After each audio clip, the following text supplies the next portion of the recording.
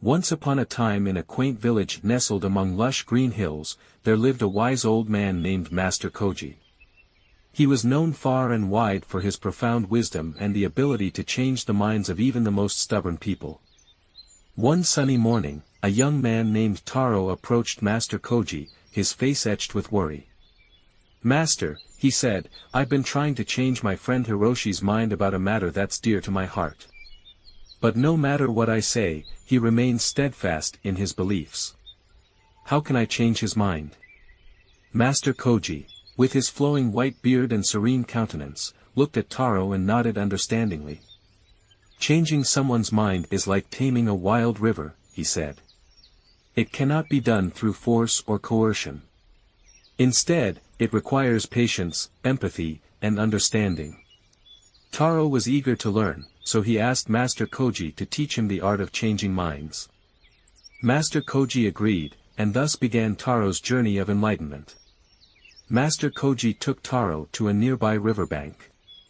He gestured towards the rushing water and said, "Do you see how the river flows without resistance? It follows its natural course, winding through valleys and plains, around rocks and obstacles. In time, it carves magnificent canyons and shapes the landscape."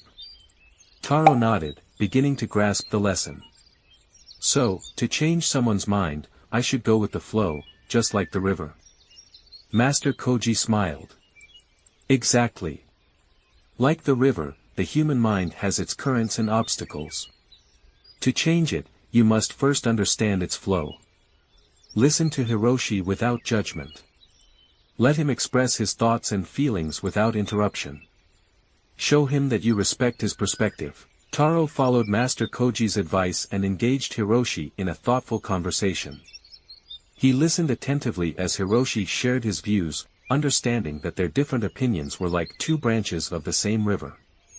Days turned into weeks, and Taro continued to listen to Hiroshi with patience and empathy.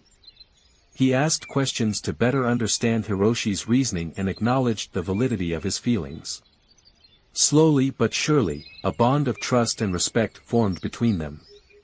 One evening, as they sat by the riverbank, Hiroshi turned to Taro and said, "You know, Taro, I've been thinking about what you've said. I can see your point of view now, and I realize that my perspective was limited. I've changed my mind." Taro was overjoyed, but he remembered Master Koji's wisdom. Changing someone's mind was like taming a river, it required patience and understanding. Taro thanked Hiroshi for his willingness to consider a different perspective, and their friendship grew stronger. As time passed, Taro continued to practice Master Koji's teachings. He found that changing minds wasn't just about convincing others to adopt his viewpoint, it was about creating a space for open dialogue and mutual respect. He used his newfound skills not only in his friendships but also in his community. One day, a heated debate erupted in the village square. People were passionately arguing about an important decision that needed to be made.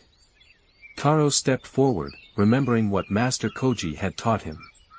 He listened to each person's concerns, validating their feelings, and encouraging them to listen to one another. Slowly, the tension in the square began to ease. People started to consider alternative solutions and, one by one, changed their minds about the best course of action. It was a testament to the power of empathy and understanding. News of Taro's ability to change minds through patience and respect spread far and wide.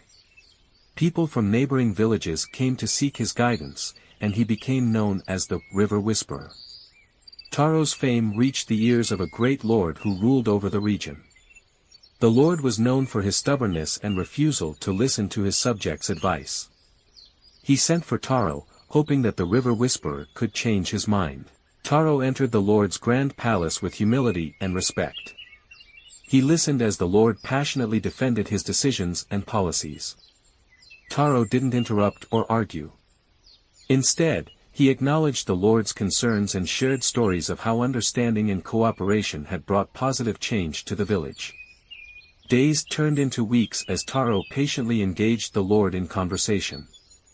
Slowly, the Lord began to see the wisdom in Taro's words. He realized that his stubbornness had been holding back progress and causing unrest among his people. One sunny morning, the Lord called his advisors and announced a change in policy that would benefit the entire region. He credited Taro for opening his eyes and changing his mind. Taro returned to his village with a heart full of gratitude and a sense of fulfillment. He had learned from Master Koji that changing someone's mind was not about overpowering them but about understanding and respecting their perspective. Like a river that carves its path through time, Taro had shown that patience and empathy could shape the course of people's beliefs and actions.